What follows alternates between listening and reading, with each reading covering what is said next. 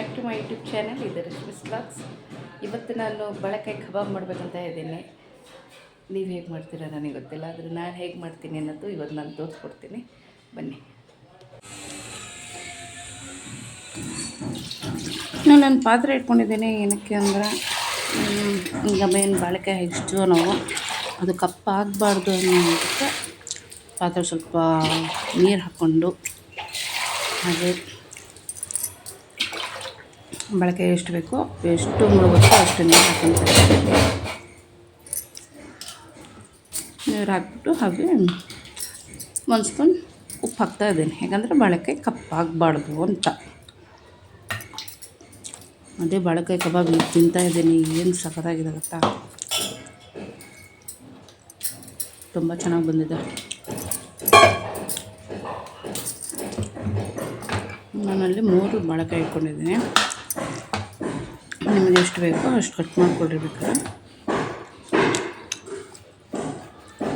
3 ಸಾಕಂತ ಹೇಳ್ಬಿಟ್ಟು ನಾನು 3 ಯೂಸ್ ಮಾಡ್ಕೊತಾ ಇದ್ದೀನಿ. ಅದ್ರ ಮೇಲಿಂದೆಲ್ಲ ಸಿಪ್ಪೆ ತಗೊಳ್ಬೇಕು ಫಸ್ಟು.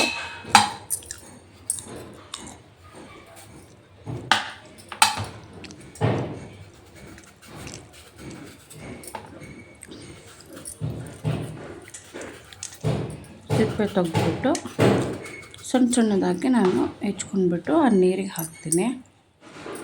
ಒಂದ್ರದ್ದು ಸಿಪ್ಪೆ ತೆಗ್ದಾಗಿದೆ. ಈಗ ಯಾರು ನಾನ್ ವೆಜ್ ತಿನ್ನಲ್ವೋ ಈ ರೀತಿಲಿ ಕಟ್ ಮಾಡ್ಕೊಳ್ಳಿ. ನಿಮಗೆ ಹೆಂಗೆ ಬೇಕು ಹಂಗೆ ಕಟ್ ಮಾಡ್ಕೊಡ್ರೆ. ನಾನು ಈ ರೀತಿ ಕಟ್ ಮಾಡ್ತಾಯಿದ್ದೀನಿ. ಬೇರೆ ನಾನ್ ವೆಜ್ ತಿನ್ನಲ್ವೋ ಅಂಥವ್ರು ಈ ಥರ ಮಾಡ್ಕೊಂಡ್ಬೇಕಾದ್ರೆ ನೀವು ತಿನ್ಕೊಳ್ಬೋದು. ತುಂಬ ಟೇಸ್ಟಾಗಿರುತ್ತೆ.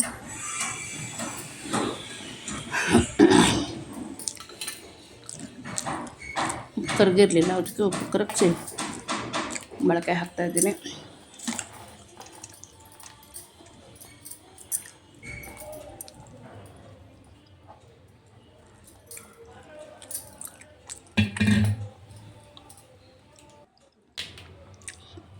ಬಾಳೆಕಾಯಿ ಎಲ್ಲ ಹೆಚ್ಕೊಂಡಾಗಿದೆ. ನೀರಿಗೆ ಹಾಕಾಯಿತು. ಅಲ್ಲಿ ಧನಿಯಾ ಪೌಡರು ಒಂದು 3 ಸ್ಪೂನ್ ಹಾಕ್ತಾಯಿದ್ದೀನಿ. ಹಾಗೆ ಕಬಾಬ್ ಪೌಡರ್, ಇದು ಕಬಾಬ್ ಪೌಡರ್ ಇತ್ತು. ಇದು ನಾನು 2 ಸ್ಪೂನ್ ಹಾಕ್ಕೊತೀನಿ.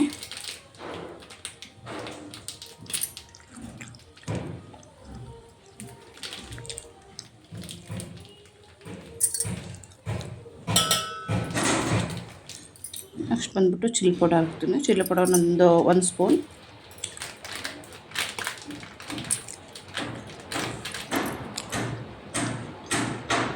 ಒಂದು ಸ್ಪೂನ್ ಚಿಲ್ಲಿ ಪೌಡರ್. ಅಕ್ಕಿ ಹಿಟ್ಟು 2 ಸ್ಪೂನ್.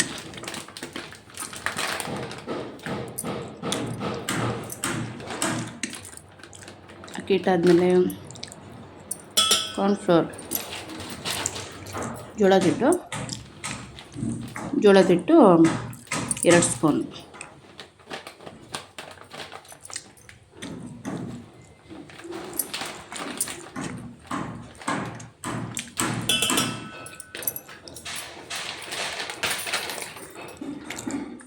ನೆಕ್ಸ್ಟ್ ಬಂದ್ಬಿಟ್ಟು ಪೆಪ್ಪರ್ ಒಂದು 1/4 ಸ್ಪೂನ್. ಕಾಳು ಮೆಣಸಿನ ಪುಡಿ 1/4 ಸ್ಪೂನ್ ಹಾಕಬೇಕು.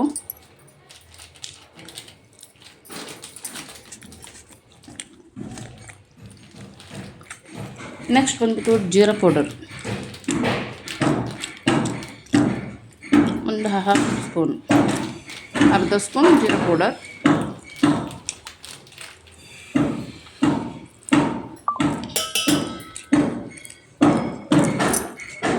ನೆಕ್ಸ್ಟ್ ಬಂದ್ಬಿಟ್ಟು ರುಚಿಗೆ ತಕ್ಕಷ್ಟು ಉಪ್ಪು.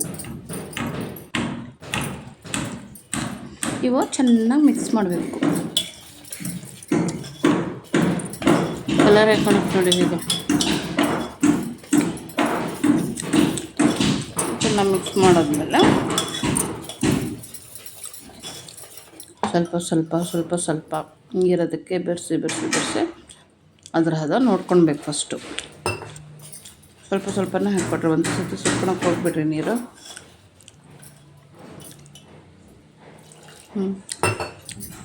ಸ್ವಲ್ಪನೇ ಹಾಕ್ಕೊಂಡು ನೀರು ಮಿಕ್ಸ್ ಮಾಡ್ತಾ ಬರ್ರಿ. ಅಲ್ಲಿಗೆ ಮತ್ತು ನಾನು ನೀರು ಹಾಕ್ಕೊತೀನಿ. ಅದು ಸಾಕಾಗೋದಿಲ್ಲ.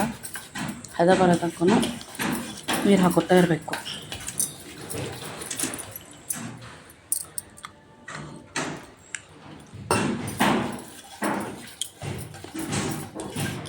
ಇನ್ನೂ ಒಂಚೂರು ನೀರು ಹಾಕ್ಕೊಂಡ್ರೆ ಹದ ಬಂದಿಲ್ಲ ಅದು.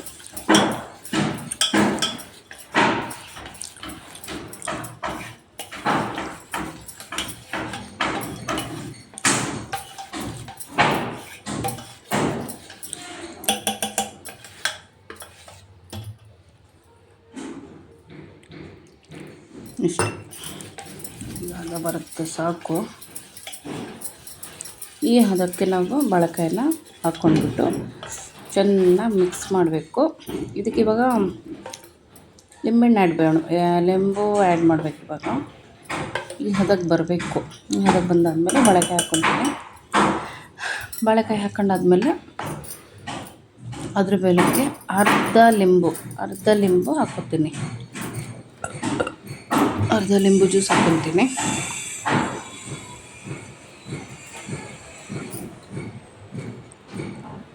ಮಾಡ್ಕೊಂಡು ತಿನ್ನಿ. ಎಷ್ಟು ಸಖತ್ತಾಗಿರುತ್ತೆ ಅಂದರೆ ನಿಜವಾಗ್ಲೂ ಅಷ್ಟು ಟೇಸ್ಟಾಗಿರುತ್ತೆ.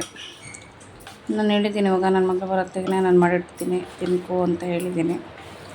ಮಾಡಿ ಮಮ್ಮಿ ನಾನು ತಿಂತೀನಿ ಅಂತ ಹೇಳಿದ್ದಾಳೆ. ಮೊದಲೇ ಖಾರ ಅಂದರೆ ಆಗಲ್ಲ ಹುಡುಗಿಗೆ, ಏನು ಮಾಡ್ತಾಳೋ ಗೊತ್ತಿಲ್ಲ. ನಮ್ಮಮ್ಮ ಮಾಡೋದು ಇಷ್ಟ ಆಗುತ್ತೆ ಅವಳಿಗೆ. ಇಲ್ಲಿ ಚೂರು ಖಾರ ಇದ್ರೂ ಆಗಲ್ಲ, ಬೇಕಾದ್ರೆ ಅಲ್ಲಿ ಖಾರ ಇದ್ರೂ ತಿಂತಾಳೆ, ಇಲ್ಲಿ ಚೂರು ಖಾರ ಇದ್ರೂ ತಿನ್ನಲ್ಲ, ಹಾಗೆ ಮಾಡ್ತಾಳೆ. ಚೆನ್ನಾಗಿ ಮಿಕ್ಸ್ ಮಾಡಬೇಕು.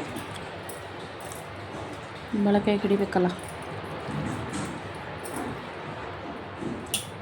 ಚೆನ್ನಾಗಿ ಮಿಕ್ಸ್ ಮಾಡಾದ್ಮೇಲೆ ಇವಾಗ ಒಂದು 1/2 ಲಿಂಬು ಜ್ಯೂಸ್ ಹಾಕ್ತೀನಿ. ಇವಾಗ ನೋಡಿ, ಒಂದು ಉದ್ರೆ ಹೋಯ್ತಲ್ಲಿ. ನಾನು ಇಟ್ಕೊಂಡಿದ್ದು ಪಾತ್ರೆ ಸಣ್ಣದಾಯಿತು, ಸ್ವಲ್ಪ ದೊಡ್ಡದು ಇಟ್ಕೊಳ್ಬೇಕಿತ್ತು, ದೊಡ್ಡದಿರಲಿಲ್ಲ, ಅದಕ್ಕೆ ಸಣ್ಣದ ಇಟ್ಕೊಂಡಿದ್ದೀನಿ. ಅರ್ಧ ಲಿಂಬು ಜ್ಯೂಸ್ ಹಾಕ್ತಿದ್ದೀನಿ. ಹಾಕ್ಬಿಟ್ಟು ಇವಾಗ ಏನು ಮಾಡಬೇಕಂದ್ರೆ ಒಂದು ಪ್ಲೇಟು ಮುಚ್ಚಿಬಿಟ್ಟು ಒಂದು 20 ನಿಮಿಷ ಬಿಡಬೇಕು. ಎಣ್ಣೆ ಕಾಯಕ್ಕಿಟ್ಟಿದ್ದೀನಿ. ಒಂದೊಂದೇ ಬಿಡ್ತೀನಿ, ಸ್ಪೂನಲ್ಲಿ ಬಿಡ್ತಾ ಹೋಗಿ. ನಿಮಗೆ ಹೆಂಗೆ ಬಿಡಬೇಕು ಅನ್ಸುತ್ತೆ ಹಾಗೆ ಬಿಡ್ತಾ ಹೋಗಿ. ನಾನು ಸ್ಪೂನಲ್ಲಿ ಒಂದೊಂದು ಬಿಡ್ತಾಯಿದ್ದೀನಿ.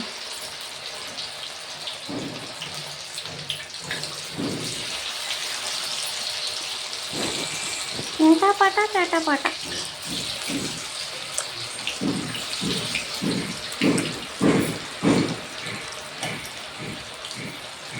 ಆದಂಗೂ ತಿಂತಾನೆ ಇದ್ದೆ. ನಾನು ಇವಾಗ ಒಂದೊಂದೇ ಮಾಡ್ತಿದ್ದಂಗೂ ಈ ಕಡೆ ಹಾಕ್ತಿದ್ಗೂ ಮಾಡ್ತಾನೆ ತಿಂದಿದ್ದೀನಿ. ಇವಾಗಿಂದು ವಾಯ್ಸು ಕೊಡ್ತಾನೂ ತಿಂತಾಯಿದ್ದೀನಿ. ಅಷ್ಟು ಚೆನ್ನಾಗಿತ್ತು ಆಗಿದೆ. ಆ ಥರ ಉಪ್ಕೊಂಡು ಬರಬೇಕು. ಆ ಥರ ಉಪ್ಕೊಂಡು ಬಂದವಾಗ ಎತ್ತಬೇಕು.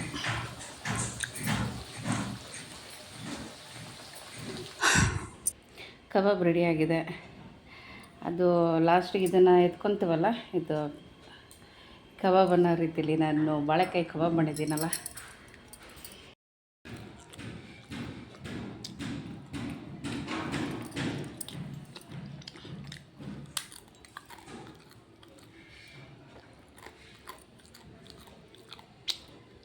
ನೋಡಿ ಎಷ್ಟು ಕ್ರಿಸ್ಪಿಯಾಗಿ ಬಂದಿದೆ.